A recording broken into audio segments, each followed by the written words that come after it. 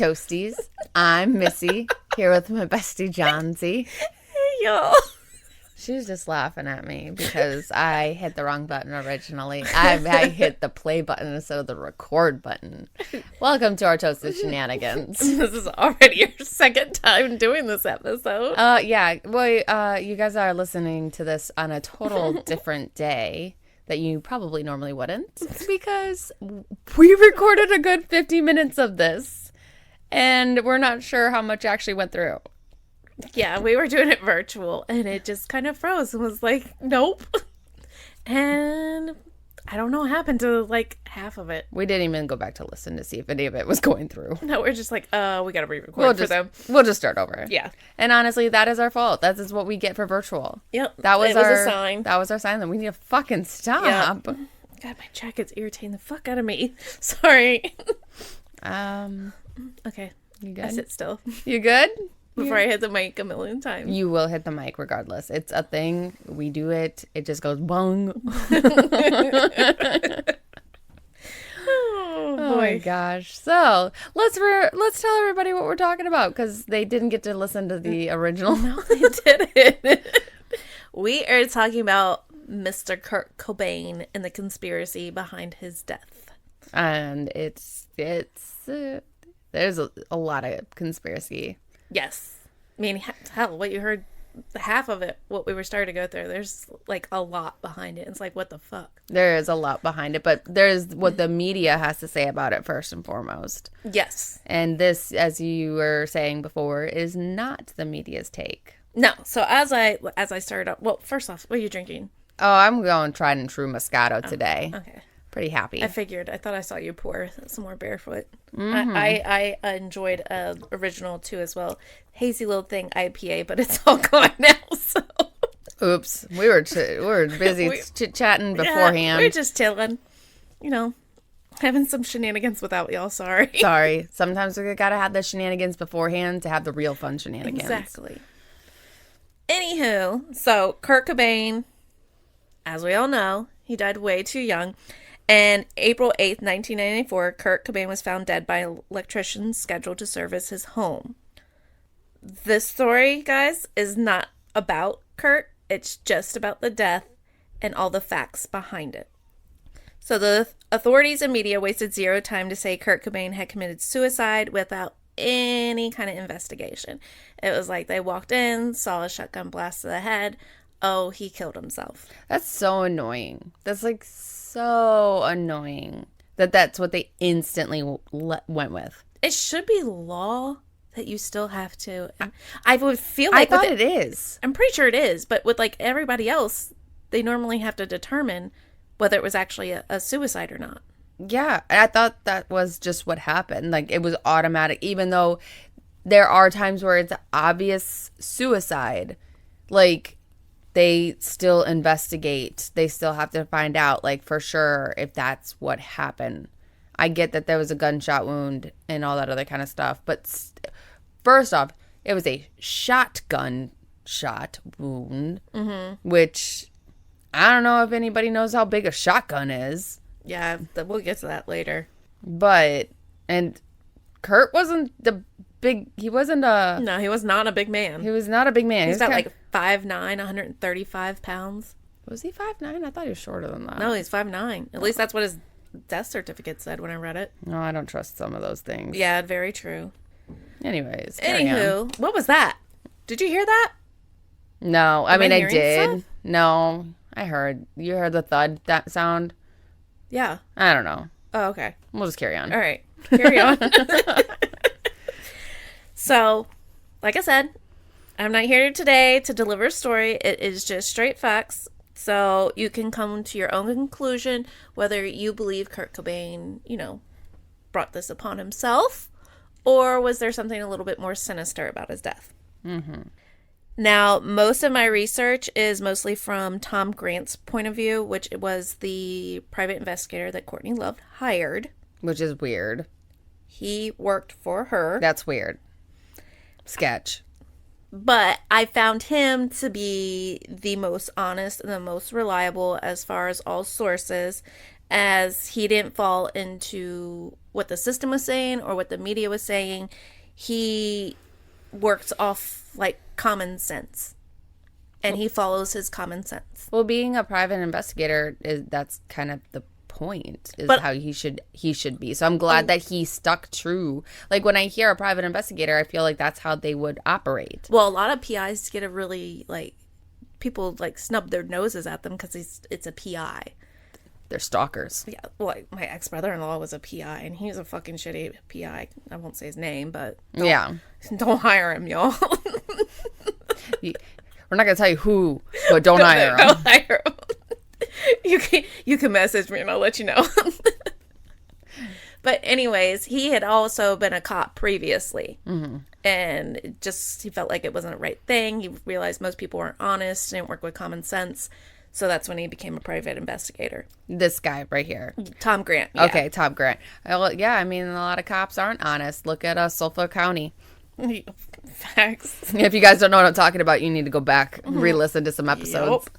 Now, I also found it extremely sickening how many podcasts, and again, I'm not going to name any names, that when I listened to them about Kurt Cobain's death, that just went based on Wikipedia or what the media had to say. Like, because of course, start my research, you're gonna Google what's going on.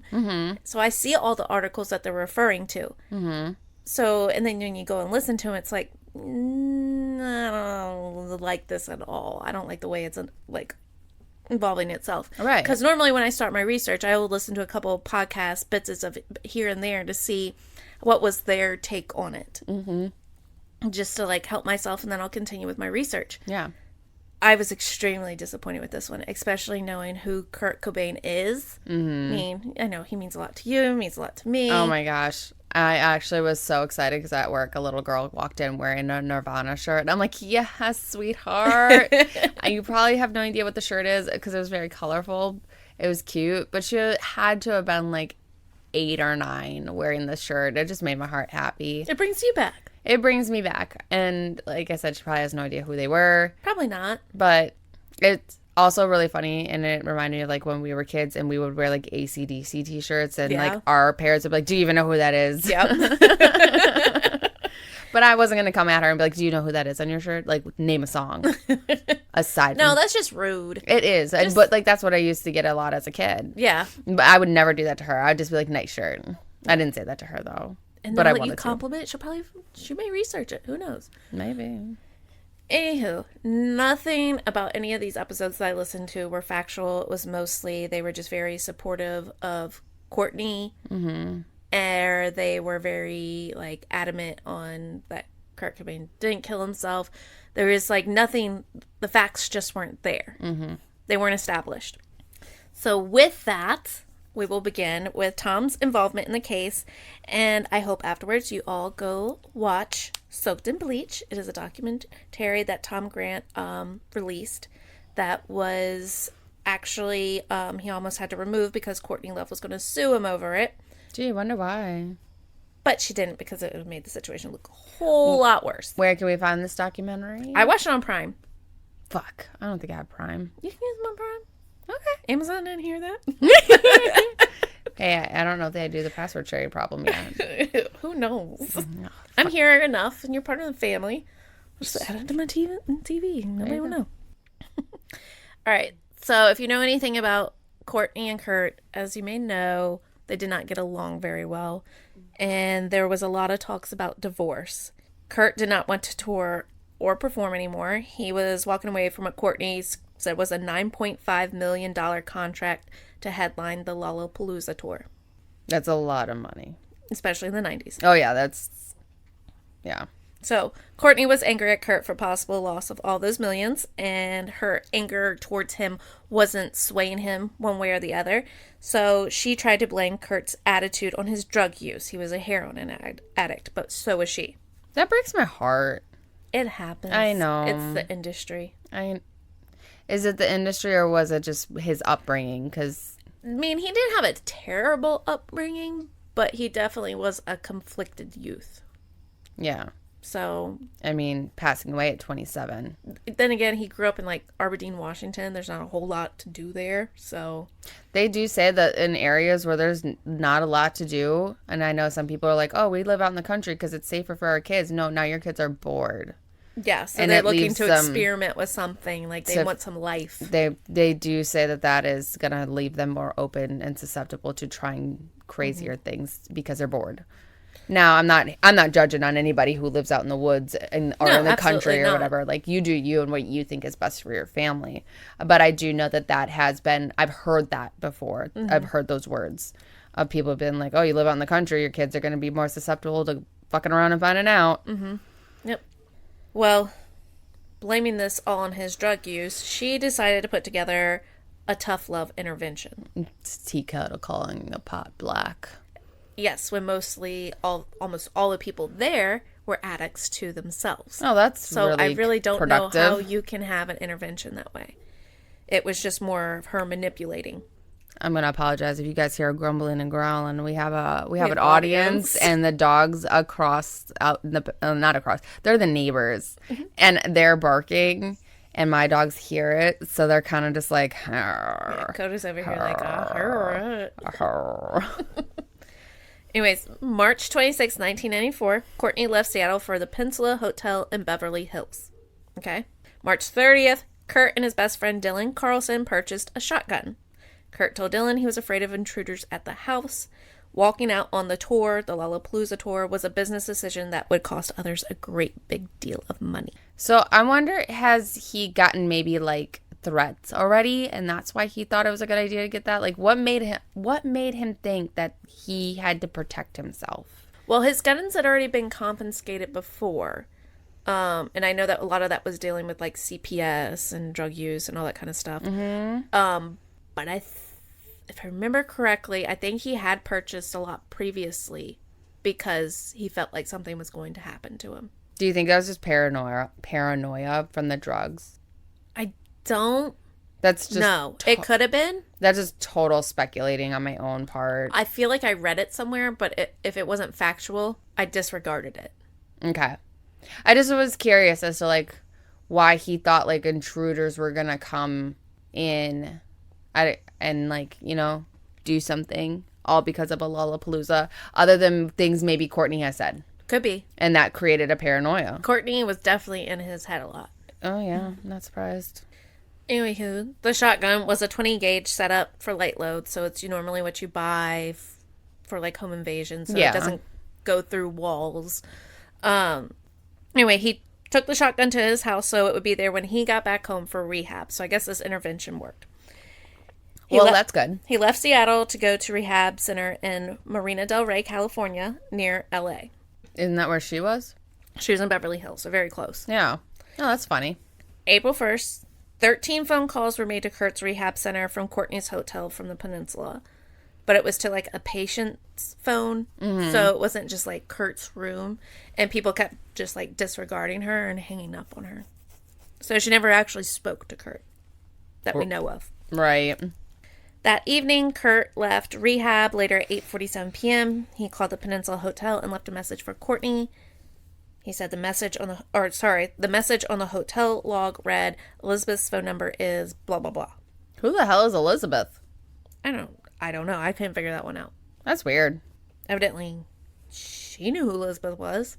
Courtney, however, never mentioned this message to the media. Of course not. She just said she hasn't heard from him. He disappeared.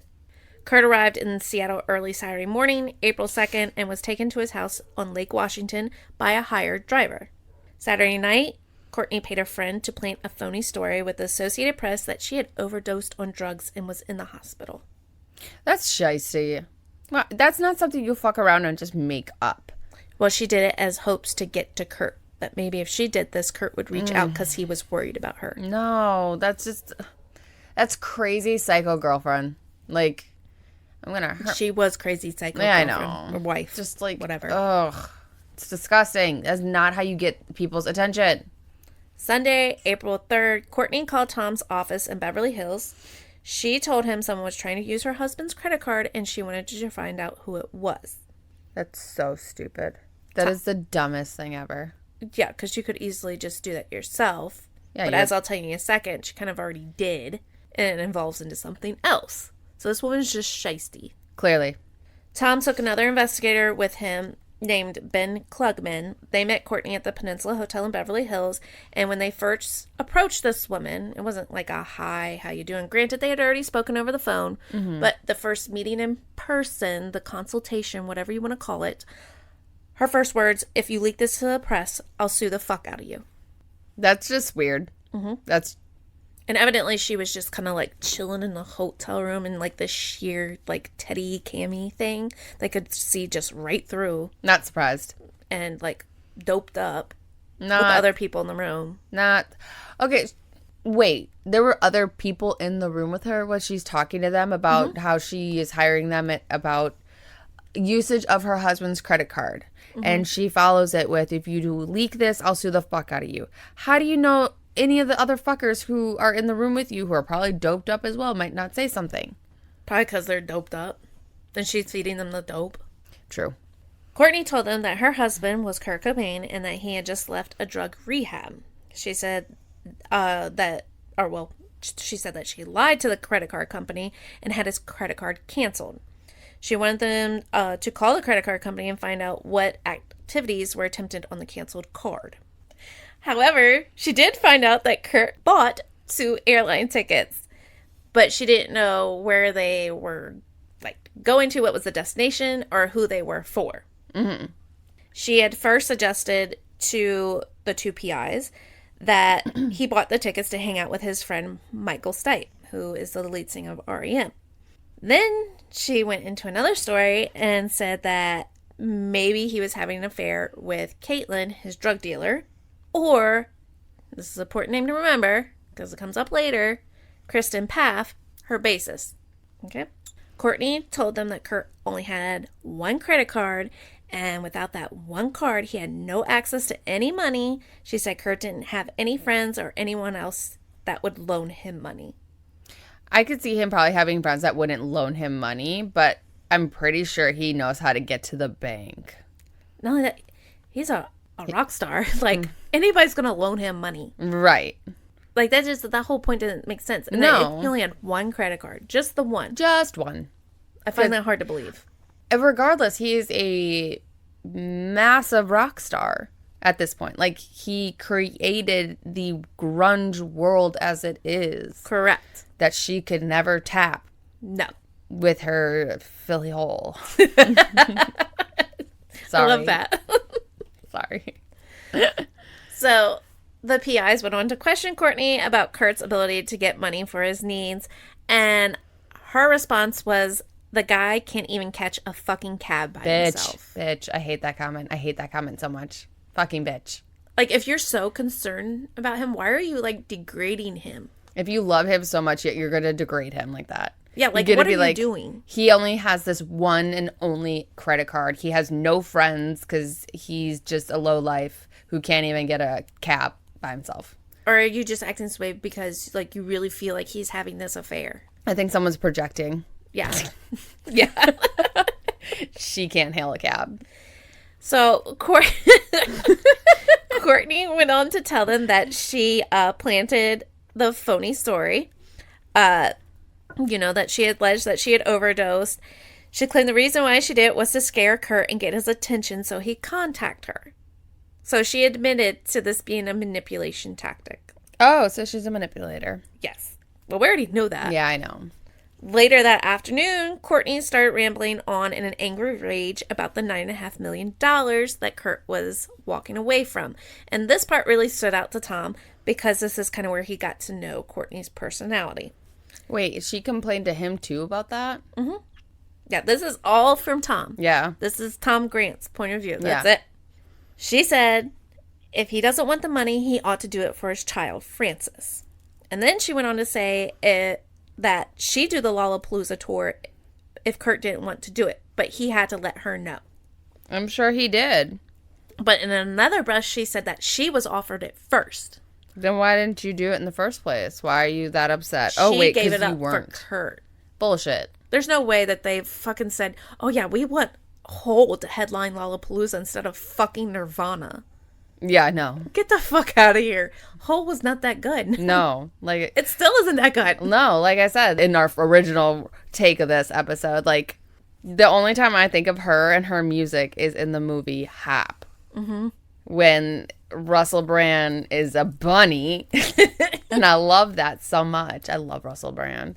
But he's up there playing, like, it's supposed to be like a guitar hero, but with drums. And he's like playing to this song. And I'm like, oh, that sounds familiar. What is that? And he's like jamming out and having a good time. And I'm just like, wow, that song sounds really familiar. This is so crazy. And I just kind of moved on with my life. And then I heard it again because my kids love that movie. And I'm like, oh, that's Hole. I'm like, oh, that's Courtney singing that song. I'm like, wow, that's how low it is that her music is on a children's like background sound to a video game. Oh my gosh. Like, I don't know anybody who's like, man, I love Hole. No. No, I've never met anybody that said that. Most people I've met said, fuck Courtney Love. I don't know many people who like her. No. Gwen Stefani doesn't like her, but that's a whole nother story. Okay, so she also went on to say that she'd do Saturday Night Live if he didn't want to, because he canceled on that too as well. Like, he was done. He was done. He didn't want to do this anymore. I don't blame him. No, not especially with all you have to remember too, he is being attacked by the media for his music and his lyrics because they were different. You know, the same way like us growing up in high school and like Eminem came out. Shit, I just did too. Eminem came out. Sorry. Eminem came out and he got a lot of hate too. Yeah, because he kills his wife all the time in his songs and he beats his mom. Yeah, but here we are, 12 years old, singing that song. I'm sorry, mama. Either way, they go through a lot. It's a lot of mental abuse. He was just done with it. He wasn't built for that. No, he wasn't. Honestly, in his best concert that you see him having the most fun, it's literally just him, his guitar, his bandmates on like a bar stool. That's what he said he liked to do. Tiny stage with a few people. Mm-hmm. And you could tell when he's singing in those settings, he's content. He's happy. He's just like, it's like open mic night of poetry for him. Yeah, that's what he signed up for. He did not sign up for all this media bullshit. Like, he would have been totally stoked if it ended with everybody snapping at him. Yeah. Well, she went on to say that Kurt wanted a divorce, which she already knew this because Kurt had already left her a letter that we'll discuss later, that he wanted a divorce. He was done. He was done with her. He was done with the business. She did mention to Tom a prenup, but went on to say my name's on all the houses and the assets. This prenup was her idea. She did it because she thought she was protecting herself. She never knew Nirvana was going to get this big. Yeah, because they both weren't very big at the beginning when they started. How long were they married for? I don't even fucking know. It wasn't that long, I don't think. I'm going to find out. Go ahead and Google that while you keep talking. Yeah. Courtney said she didn't know for sure where Kurt was. She said he might be in Seattle or he may have flown back east to stay with Michael Stipe. She failed to mention initially that Kurt had been seen at their Lake Washington house on Saturday morning, April 2nd by Callie. Michael DeWitt is his real name. And fun fact, that is her ex-boyfriend. But it was also the male nanny who was living at the Washington residence. And Callie later claimed he informed Courtney on Saturday, April 2nd, that Kurt had been to the house earlier that morning. And Callie said Kurt came into his bedroom and they had a short conversation. So just remember that. Mm-hmm. So that story contradicts later on. How long were they married? So supposedly... Or how long were they together? Well, I was going to say, there's going to have to be... Like, apparently, according to this, they were only married for 3 years. But they were together for longer than that. Because they actually had... I think they had Francis... I'd have to dig in more, and I want to pay attention to more to what you're saying. You're good. But they had Francis before they got married. They probably got married. Because they got married shortly after she was born. Because she was born in 91. It probably was a ploy to get her back. Because I know they lost her for a while to CTPS. And, well, I guess she was born in 91, and I couldn't really tell, like I said. I didn't want to dig too much and try to... They were pretty much on again, off again for all of everything. Forever. Yeah, but it sounds like their marriage was from 92 to 95. Okay. Either way, she was trying to protect herself with this prenup. Yes. So Courtney asked Tom to find someone in Seattle to watch the drug dealer's apartment and other locations in case Kurt turned up. But she didn't ask Tom to watch the Lake Washington house, the one place where we know Kurt was seen, which seems a little odd to me. That is very odd. And remember, that was April 3rd. Keep that in mind. Yeah, because we're creeping up. Yep. Monday, April 4th. Tom met with Courtney again at the Peninsula Hotel. Courtney told Tom that she had called in a missing persons report pretending to be Kurt's mother, Wendy O'Connor. And I've seen the report. It does say Wendy's name on it, but she has admitted that it's her. That's weird. That's still weird. Why would you do that? Because that's so weird. They monitor the progress of the surveillance team in Seattle, and he continued working with the credit card company, trying to track the use of Kurt's credit card because someone was still attempting to use it. Yeah, probably even though it was him. canceled. Or it was her, building another phony story. Maybe, yeah. Courtney advised them that Kurt only stays in the best hotels. They began calling the hotels from listings in the Seattle phone book. At one time, they thought they had located him at a hotel under one of the names that Courtney had given him that was a phony name that he used. And they notified Courtney, and she asked them to watch the hotel in case Kurt might leave, but do not contact him. Okay. Courtney told them she didn't want Kurt to know that she was looking for him. But during an earlier phone conversation, Courtney told them Kurt was suicidal. Everyone thinks he's going to die. So why wouldn't you want anybody to contact him? Why wouldn't you send the cops to that hotel? That's what I'm saying. Like, if you know somebody's suicidal, you know somebody's going to harm themselves, you want somebody with them ASAP. Somebody you know who's going to get to them ASAP, like your boyfriend that's living in the house with you guys as your live-in nanny. Or did she put somebody in that hotel with that phony name? Probably. I think so, but that's just my opinion. Or there was nobody with that phony name in general. Well, no, they found somebody with the phony name. Somebody was in that motel or hotel, whatever, with that phony name. The PI found that? Mm-hmm. Okay. Then, no, it was probably Callie or whatever. The fact that the dude's name is Callie. I don't know why they called him Callie. His real name's Michael. After less than an hour, Courtney called Tom and said she talked to the person in the room and it wasn't Kurt. That's quick to come back on that. But I also think she got the sneaking suspicion that, like, Tom's going to figure it out. Like, you hired a really good PI. Well, yeah, because they found the phony name that she claimed. And, of course, he's going to probably want to contact them. Or, like, go reach out and, nope. That or it's so not she canceled that search. Maybe it's not a phony name that he actually uses. It's a name she made up, and coincidentally somebody has that real name. I think it was like Bill something, but it was like something weird. It was like Bill Withers or something. I don't know. Wednesday, April 6th. Kurt had still not been located. At the hotel later that afternoon, Tom volunteered to go to Seattle and search for Kurt. One of Courtney's friends was again there at the hotel, and she suggested to Courtney, "Why don't you go there, Courtney?" And Courtney responded, "I can't. I have business to take care of." You just said he's fucking suicidal. Your business is more important than his life? Yeah, he's supposed to be your husband. You're supposed to love him. You don't want a divorce. But now you're going to tell everybody he's suicidal, but your business is not that important? Even if you do want a divorce, like, you still have love for that person. You haven't gone through the divorce yet. You still want the best for them. Where's your child? Yeah, and then you're talking about for Francis's sake on his behalf, but what about Francis's sake on your behalf? Like I said again, where is she? In general, they're all of this. Not with the male nanny and not with her, because she's shooting up heroin and faking ODs and whatnot. But anyways, we'll keep going. Tom asked Courtney not to tell anyone he was coming because they might alert Kurt. She agreed, but later told Tom she had called Callie to tell him Tom was on the way to Seattle. This was odd to Tom because earlier she told Tom that she didn't trust Callie when, Callie was like, yeah, he was here. Mm-hmm. But now she's claiming that he won't tell anybody. I trust him. See what I'm saying? It goes back and forth. She contradicts herself every other sentence. And this is why Tom was like, what the fuck's going on? Something's not right. Mm-hmm.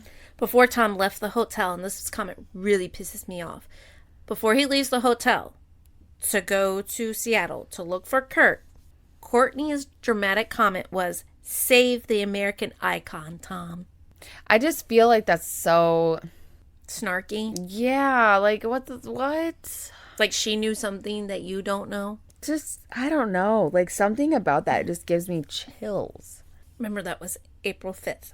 Wednesday, April 6th at 11:30 p.m., Tom picks up Kurt's best friend Dylan Carlson, the one he bought the shotgun with, at his apartment. They went to a cafe where they ate and planned on a strategy for locating Kurt. So even Dylan, his friend, doesn't know where he is? No. That's weird. Now, see, that part's weird. We'll get there. Okay. Tom asked Dylan if he felt Kurt was suicidal. He replied, "No, not at all. He's under a lot of pressure, but he's handling things pretty good." Tom asked Dylan if he's ever been told that the Rome incident was a suicide attempt, and he said no. Kurt said it was just an accident. So to go into a little bit on the Rome incident, because this is where they're like connecting it, this was definitely a suicide because he tried to kill himself in Rome too, which he didn't. On March 4th, 1994, Kurt was hospitalized in Rome following an overdose of fluoxetine. I don't know. I can't pronounce it. I'm not a doctor. Fluazepam? Yeah, something like that. I think that's I think it's like an It's an anxiety medication. Yeah, anti-anxiety. And a lot of anxiety medications cannot be combined with alcohol. Yeah, it was that and alcohol. He had some like champagne. But Courtney had admitted at the time to doctors that this was an accident. Sorry. Totally. It was flurazepam. Something like that. Okay. It is actually it's a sedative to help you sleep. So it definitely should not be mixed with alcohol. No, definitely not. It is a controlled substance, and it can cause paranoia or suicidal ideations and impair memory judgments. Definitely, it says alcohol, avoid. Very serious interactions can occur. Well, Kurt found out the hard way. It sounds like it. So Courtney admitted at the time to doctors that it was an accident, but she told the media that Kurt was suicidal and that night he had swallowed 60 pills. Keep in mind, this is also the same night that the other letter that was referred to where he said he wanted a divorce and he didn't want to do this anymore was presented to as well. She went on to tell the media that he had two family members that committed suicide and referred to it as the Cobain curse. You know, I remember hearing something about the Cobain curse when in a documentary about him. Well, they didn't commit suicide. It was tragic accidents. I won't go into it because it's two whole different stories. But they weren't suicides. They were just tragic accidents. And the doctors also confirmed that there was not 60 pills in Cobain's stomach. He would have died. Yes. He would have been dead. They would not have been able to save him from Correct. That. And they confirmed, too, that they believed it was an accident as well. So she's just already starting shit. Yeah. All right. Back to the main events. Dylan went on to tell Tom that Kurt had been afraid of intruders at the house lately and that he wanted a shotgun for protection. So he said he helped Kurt buy a shotgun to have at the house when he returned from rehab. He said Kurt didn't want the shotgun registered in his name because the police had just confiscated all of his other guns. He didn't want them to know he had this one or they might, take it away as well. After leaving the cafe, they checked out a drug dealer's apartment on Capitol Hill and several hotels on the Aurora Strip where Kurt had been known to stay from time to time. Now, Tom mentioned to Dylan that Courtney had told him that Kurt only stays at the best hotels. And Dylan was really confused by this, and he said, no, he doesn't. He usually stays in some pretty ratty places. Because they would hang out for like 2 weeks at a time, shoot up heroin, eat potato chips, and, drink soda. That's what they did. I want chips. I could go for a Dr. Pepper right now, especially after that coughing fit. Dr. Pepper sounds so good. With some whiskey. I want some Doritos. I swear we don't have the munchies, y'all. No, I promise we don't. While Dylan and Tom were driving around Seattle, Tom asked him if they should check with Kurt's mother in Aberdeen. And Dylan replied, no, Kurt wouldn't go there. He doesn't get along with his mom. So again, doesn't get along with his mom. Mom definitely did not call in the missing persons report. They don't fucking talk. It was definitely Courtney, even though she already admitted to it. Yeah. But that's not what the media told you. Thursday morning, April 7th, 2:15 a.m., they went to the Lake Washington house. Tom waited in the car while Dylan walked up alone. Dylan came back to the car after at least 5 minutes, saying no one was home. The Lake Washington house is the one house she said don't go to, even though that was the one he was spotted at. Correct. And he waited there 5 minutes to say nobody was home. Okay.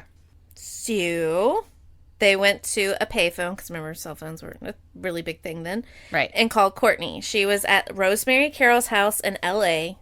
Dylan talked with Courtney. Tom told him to have her call the alarm company and ask them to turn off the alarm so that way that they could enter the house without it setting off. Mm-hmm. So that's what happened. They went back to the Lake Washington house. They gained access through an unlocked kitchen window. Mm-hmm.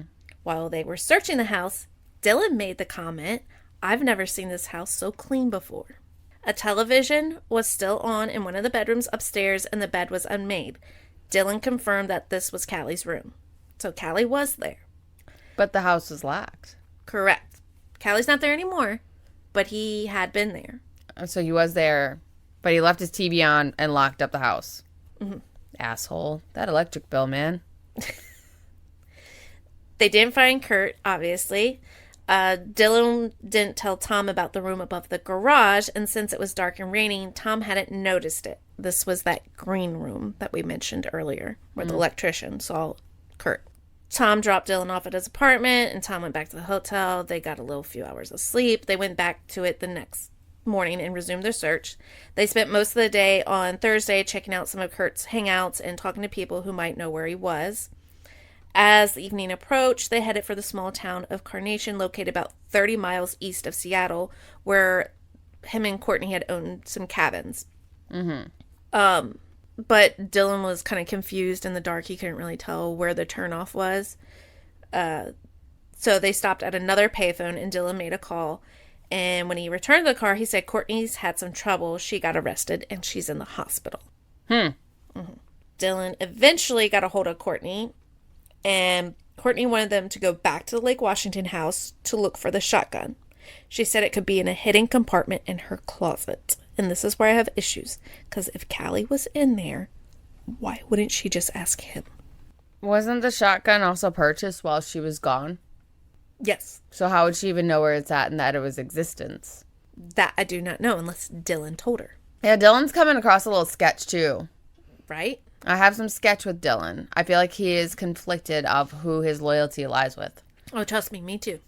9:45 p.m., Dylan and Tom returned to the Lake Washington house. Inside, Tom found a note from Callie, which had been placed on the main stairway.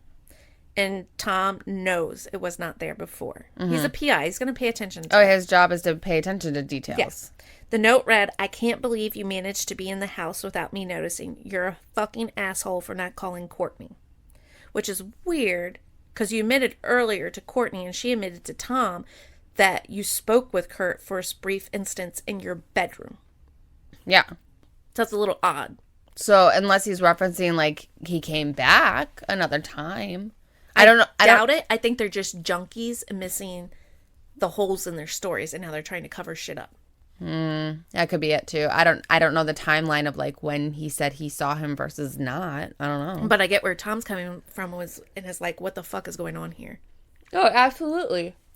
On Thursday afternoon, April 7th, Callie told friends he was leaving for L.A. Callie later claimed he was hardly at the house from Monday on. He said he wasn't staying at the house because Courtney kept calling and saying she knew Kurt was there.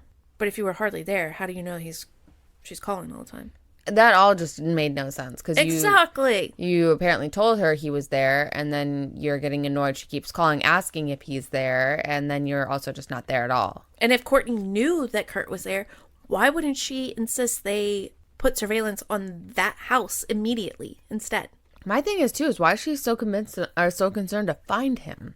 Like, I don't know. Like that. This is the weird. That's the weird part too. Now she's only convinced to find him. In the beginning, she was not. In the beginning, she was having them go everywhere else, but to where he actually had been seen. But the thing is like, why are you searching for him like that in the first place? Friday morning, April 8th, Kurt is found dead. Dylan and Tom were on their way back to the Carnation property since they could see now. They stopped for gas, and Dylan got out to make a phone call. When he came back to the car, Dylan said a friend just told him a body was found at the Lake Washington house. So they turned on the car radio, because that was form of communication then.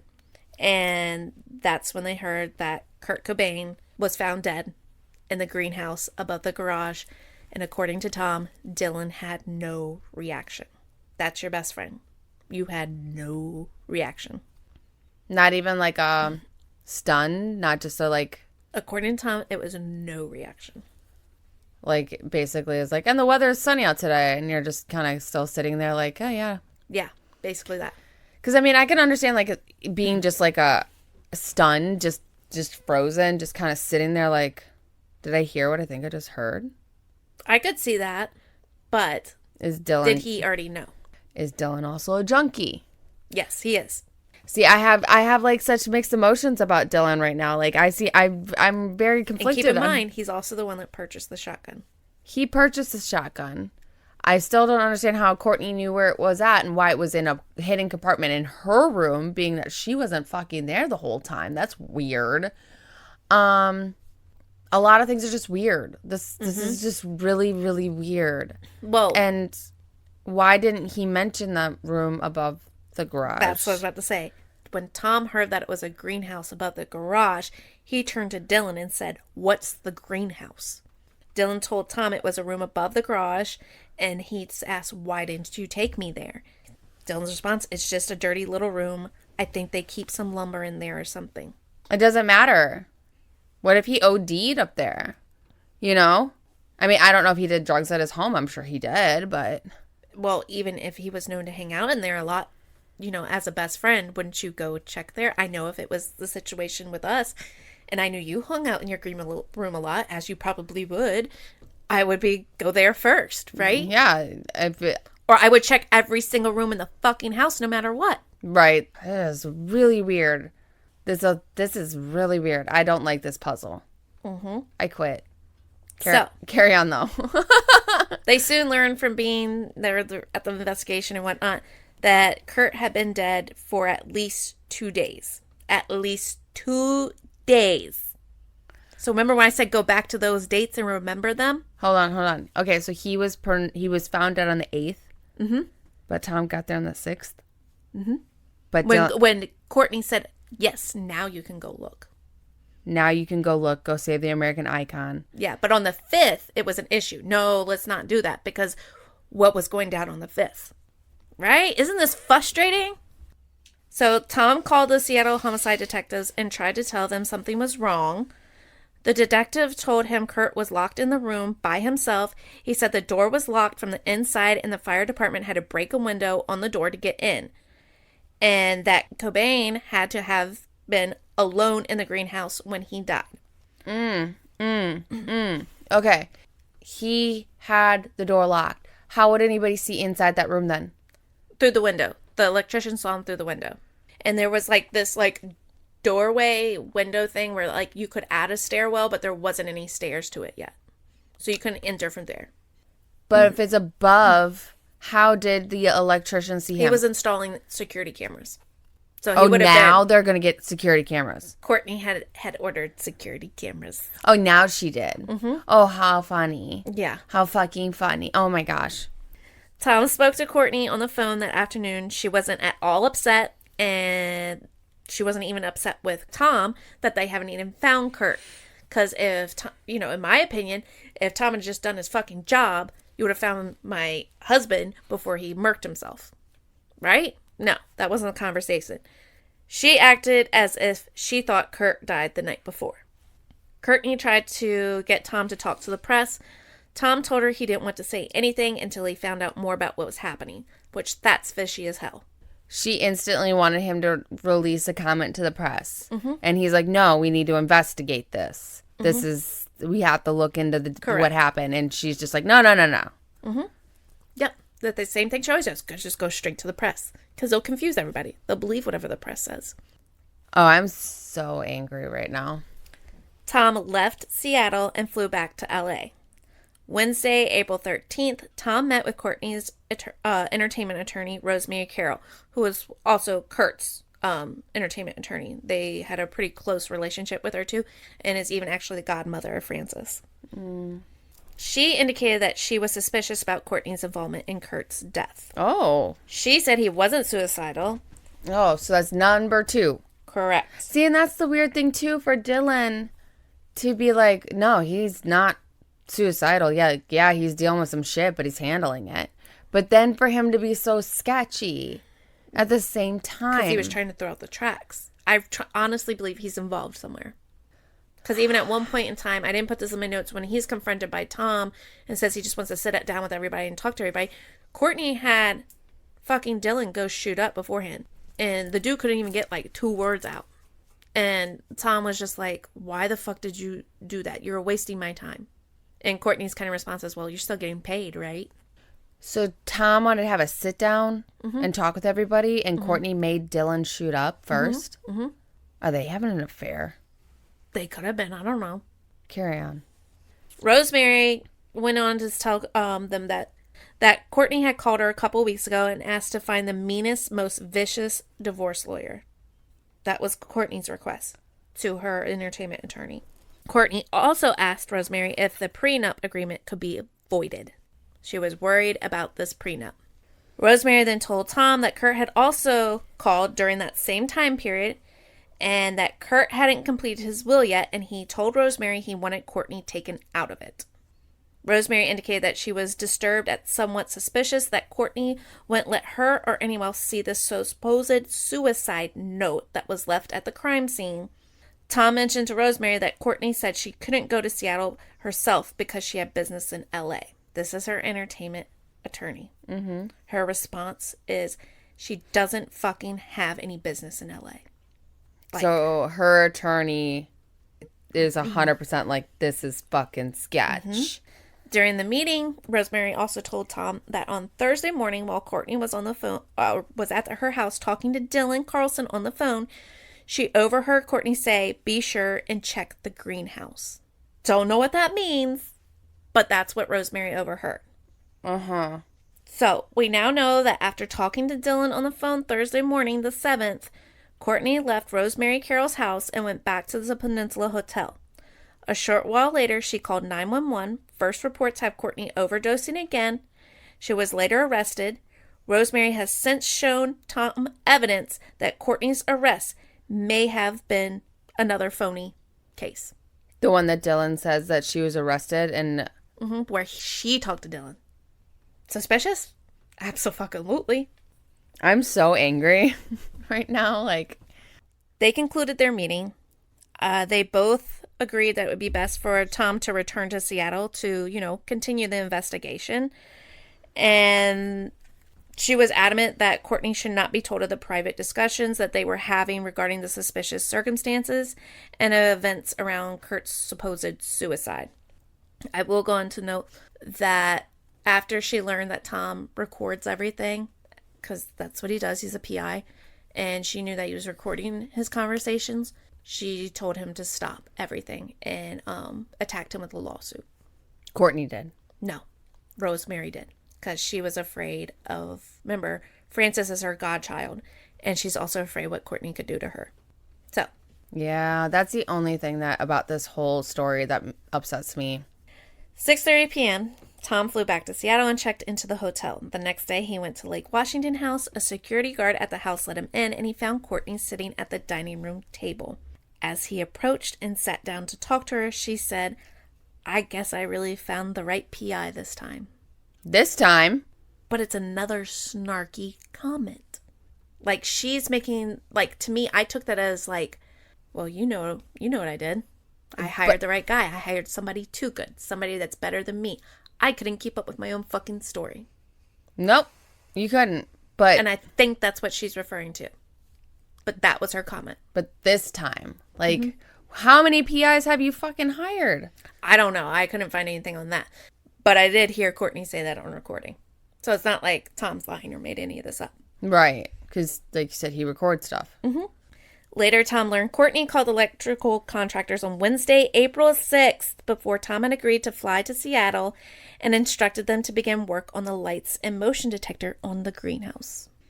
April 15th, 1 week later, after Kurt's body was found, Tom went to the Seattle police station and met with Sergeant Cameron, the lead homicide investigator.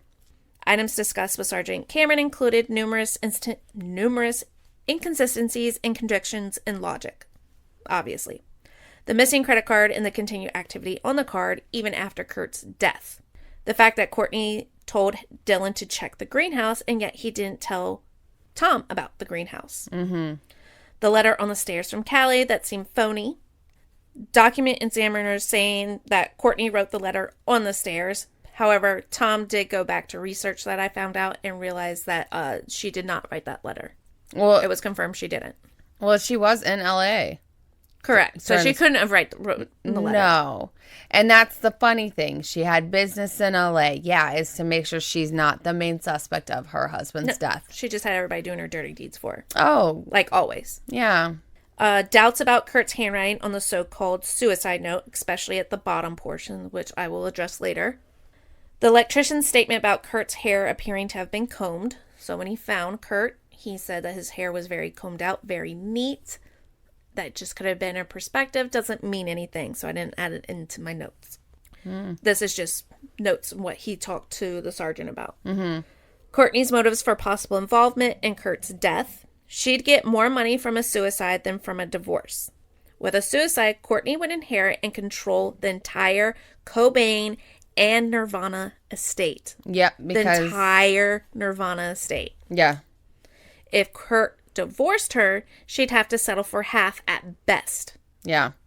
And I'll tell you what, she walked away with over $1 billion when it was the supposed suicide. Yeah, because she got the entire Nirvana estate, not just a divorce. Yep, and not only that, Kurt's record sales would increase, leaving Courtney with even more income. Well, of course, a dead artist is always more famous than a live one.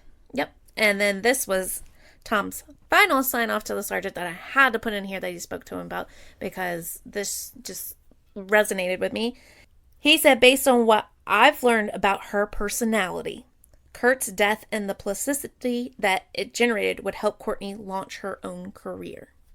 Because she was not that big of a deal. No, she wasn't. But this would wasn't. make her a big deal. Yeah, she's now the widow of the major rock star. Mm-hmm.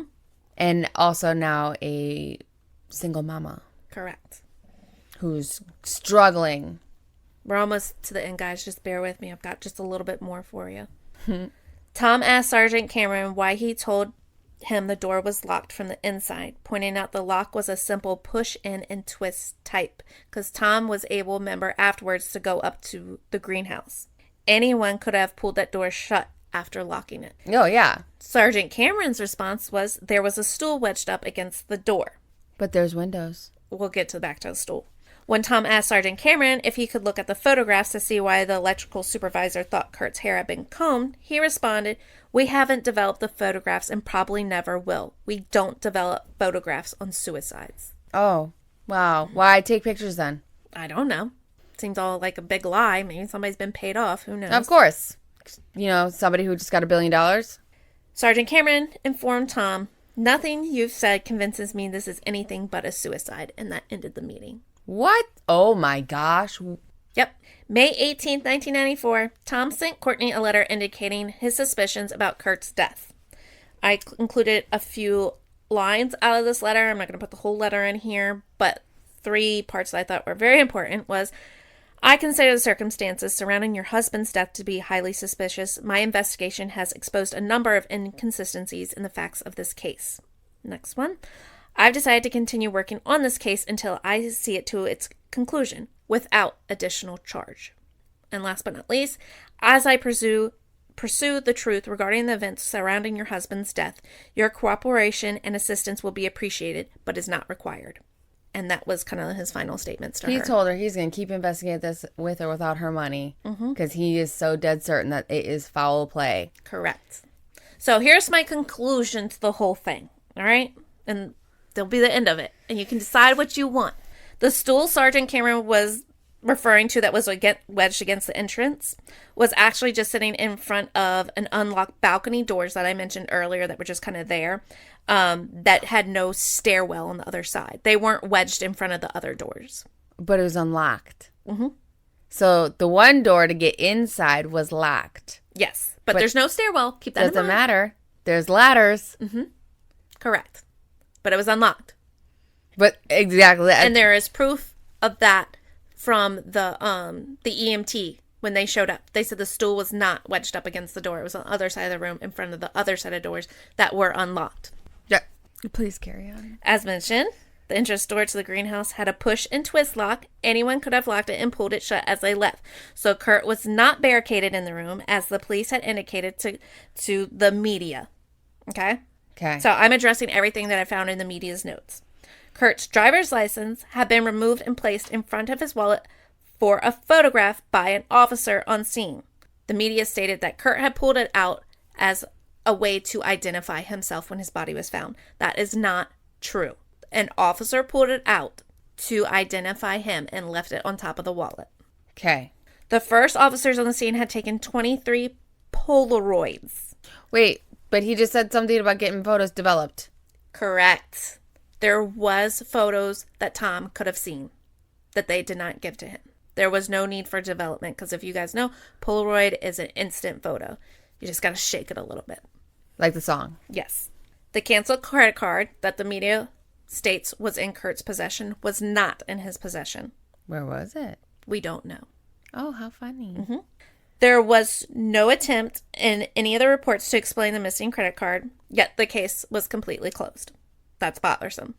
The police immediately concluded suicide without investigating Kurt's death as a homicide. They immediately released to the press that Kurt Cobain had committed suicide and that a suicide note was left behind. That they waited like no time to immediately release that to the media. That's just complete bullshit. Mm-hmm. And then also, there are reports to back this up. At least 5 people, including the Seattle PD, have been to the Lake Washington house searching for Kurt during daylight hours, and no one saw him dead in the greenhouse. Meaning that room was searched at one point. Or they said they searched it, and they didn't, because somebody could have been still paid off. I mean, she's inheriting over $1 billion. The shotgun found at the scene was purchased before Kurt left for rehab in LA, not after he fled the rehab, as the media has been reported. Yeah, because that's what you said in the beginning, that him and Dylan bought it so that it's there when he gets back. Mm-hmm. But the media says that he purchased it afterwards, and that is a false statement. Yeah. And that's why I'm going through all this conclusion stuff, because this is all the facts. Mm-hmm. The shotgun was fully loaded with 3 shells. It was purchased loaded for protection, not suicide. The police claim there was no legible fingerprints on this shotgun. The truth is, the shotgun wasn't even checked for fingerprints until May 6th, almost a month after his body was discovered. Uh-huh. The position, and you referenced this earlier. Yeah. The position of the shotgun was found upside down in Kurt's lap, with his left hand gripped around the barrel from rigor mortis, like it was tight. Yeah. The spent shell was disposed to the left of Kurt's body, which I don't know if a lot of y'all know anything about shotguns. This is impossible. Impossible for it to end up over on the left side. It should have been on the right side when it discharged, if it's upside down. Mm-hmm. Unless, by a miracle of some sorts, it popped off and hit something and then flung all the way back around to the other side of the room. But if you look at the photos, the crime scene photos, there's nothing in the way for it to hit. So that didn't fucking happen. No. The note that I referenced earlier. But not just that, the gun's upside down. That makes it even more impossible for him to shoot it himself if you understand how shotguns work. Correct. And like we said, he's not a large man. He is small. He's very small. He's like that alone. No, it's not possible. There's no way. No freaking way. It was upside down on him. Upside down. If he would have, even if he did it, he held it like that, dying, because rigor mortis is that it's sat there. He was gripping it, his dead hand. The note found at the scene by police was immediately labeled as a suicide note. The police report states it was apparently written by Kurt to his wife and daughter, explaining why he had killed himself. But the note was not addressed to Kurt's wife and daughter, and it says nothing about killing himself. The note was addressed to Buddha, which was Kurt's childhood imaginary friend, and it was clearly written to Cobain's fans, telling them he was quitting the music business. If you guys have time to read this note, go fucking read it. It's nothing about suicide. There was a short footnote, just a short little footnote. And it was to Courtney and Francis, and the handwriting contained in those lines had been questioned by several handwriting experts. Because in those lines, you can tell somebody else wrote that fucking footnote. They took something he had already written and added something to it. Mm-hmm. It does not match the rest. Courtney was in possession of a second note after Kurt's body was found that she didn't tell anyone about. The second note until several months later when information about it slipped out during an interview with Rolling Stone magazine. That's really the only reason why we know about that other note. What other note? The one that he said where he was leaving her. Oh. The second note, the one that Courtney kept in secret, clearly defines the first note, which was found at the scene of Kurt's death. The second note from Kurt plainly states he was leaving Courtney and was leaving Seattle. He was not leaving the planet. So in that first note, if we still had it, but supposedly Courtney was told to burn it. By who? Authorities, because they didn't need it. Bullshit. Exactly. Bullshit. A bullshit. But he said he was leaving her and that he was leaving the business. Yeah. Not leaving the planet. No. Oh, gosh. I'm so pissed off right Cobain was injected with 3 times a lethal dose of black tar heroin. 3 times. I looked at the toxicology report. So they... Whoa. They did do a toxicology report on him. Mm-hmm. And this is why this is now kind of coming up that people are like, oh, this case is being reopened. It's not being reopened. I wish it would because there is a new DA, but I don't think it will. The reason why it's brought up to surface is because Tom Grant released the toxicology reports on his Twitter because they were now released to the public for the first time since the suicide. 20 years later. Mm-hmm. Actually, no, sorry. That's 30. Over 30. We're coming up on his anniversary. 30 years later. So his blood level, the morphine level, heroin, 1.52 milligrams per liter. That would require a minimum injection of 225 milligrams of heroin. 3 times a lethal dose. A normal dose for even a hardcore heroin addict is between 40 to 60 milligrams. Not only that, the drugs diazepam and something else that I just realized I didn't put in my notes were also found in Cobain's blood system. He was drugged. Yes. There is no way he could have had that much heroin in his body and then picked up that cohesively picked up in a shotgun and killed himself. Correct. With it being upside down, because there's no way it would even land upside down with as heavy and big as a shotgun is. If he would have shot himself, it would have just plopped. Correct. If it would have been upside down, it would have been off to the side upside down because it rolled. Mm-hmm. It's just... It would not have landed in his lap upside down. That's the part that gets me too, is the fact that it was fucking upside down. This is irritating because there's so much evidence to prove that it was a homicide versus a suicide. He was murdered. Official verdict. I'm so sorry, honey. Yeah. The official verdict of suicide was simply a rush to judgment, which eventually pushed the authorities into a corner, as there was so many reports after this of copycat suicides. And this is so sad. And if they would have just investigated, maybe we wouldn't have had these.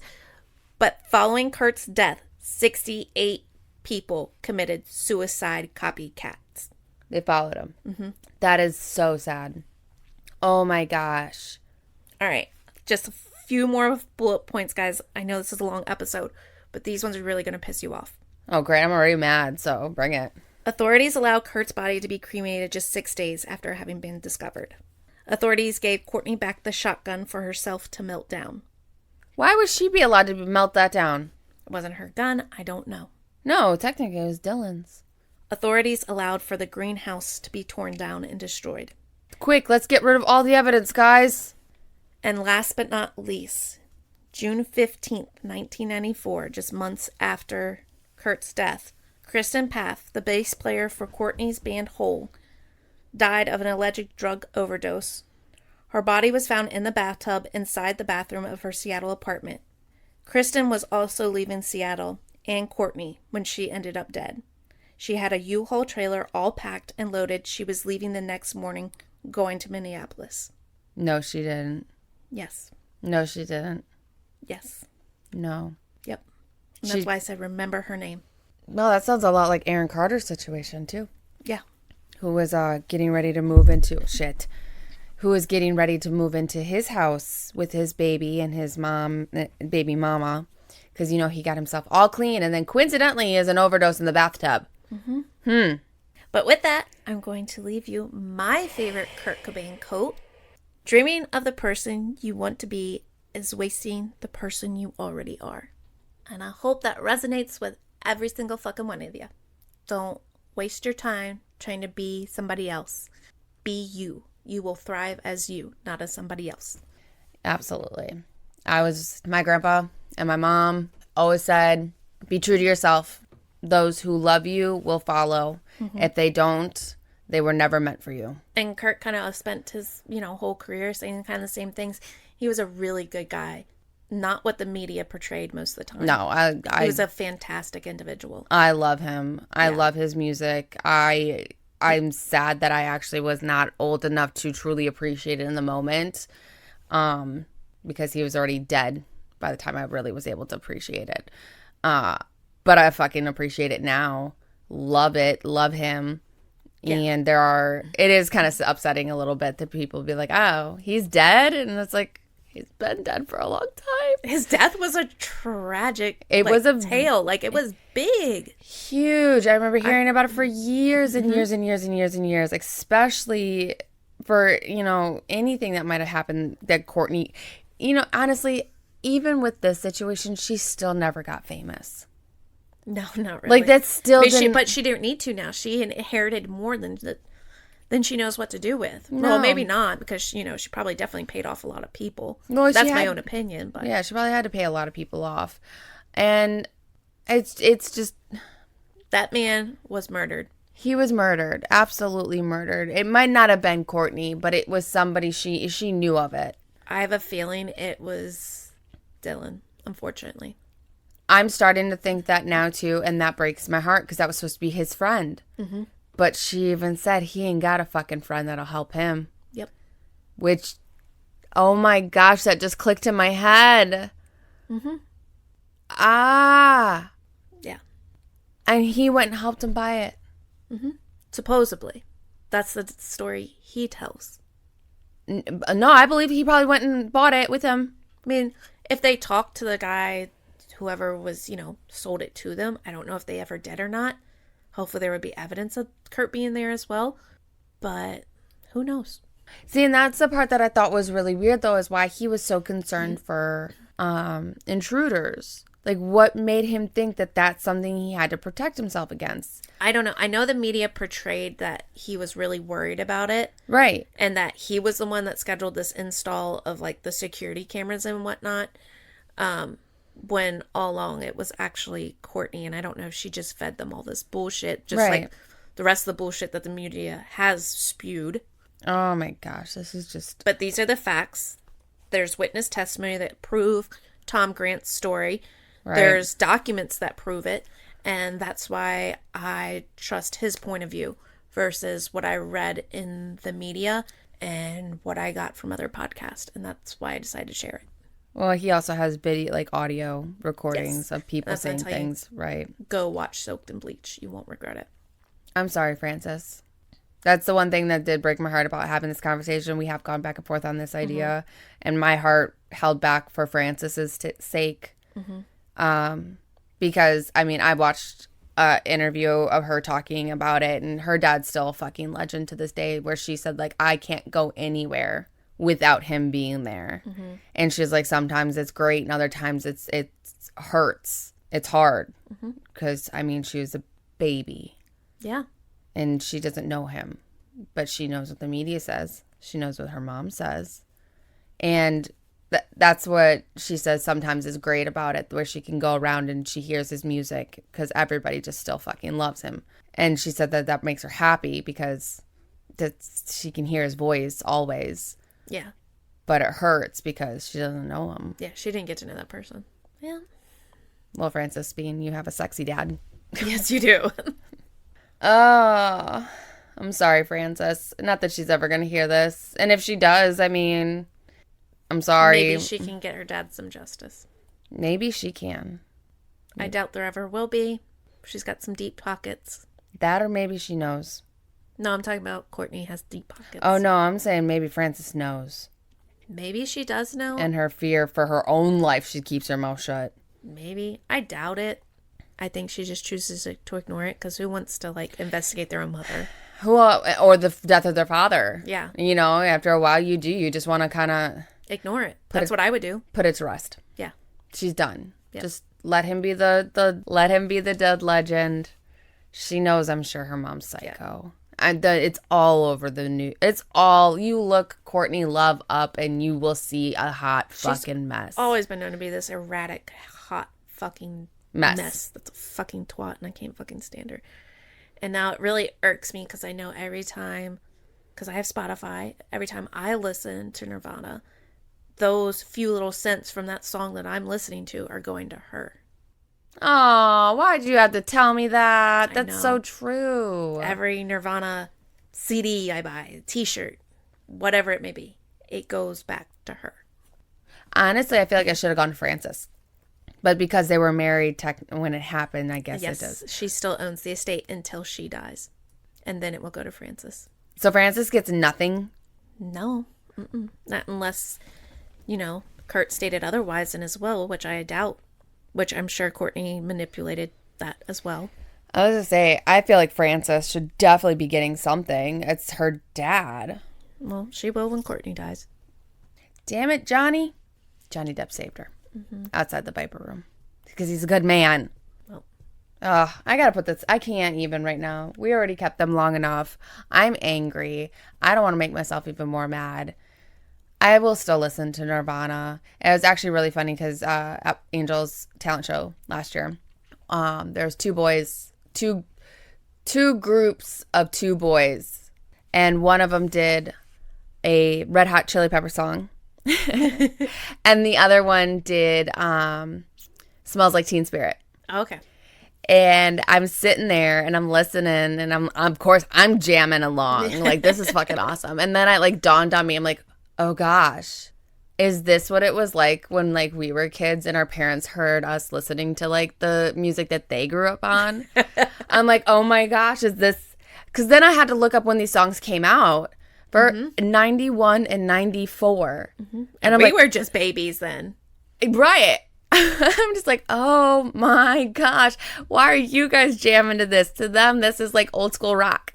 Yep. And then I felt really old. We are old. I know. But it was just funny. So it was great. It was great to see these two group of kids. I mean, jamming to the two songs.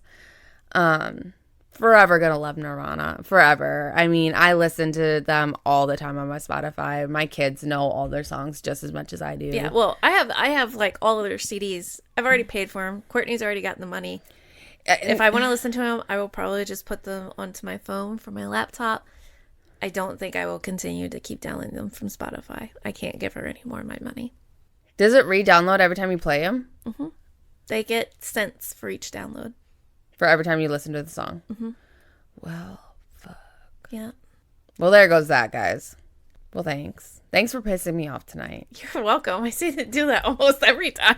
You have been lately.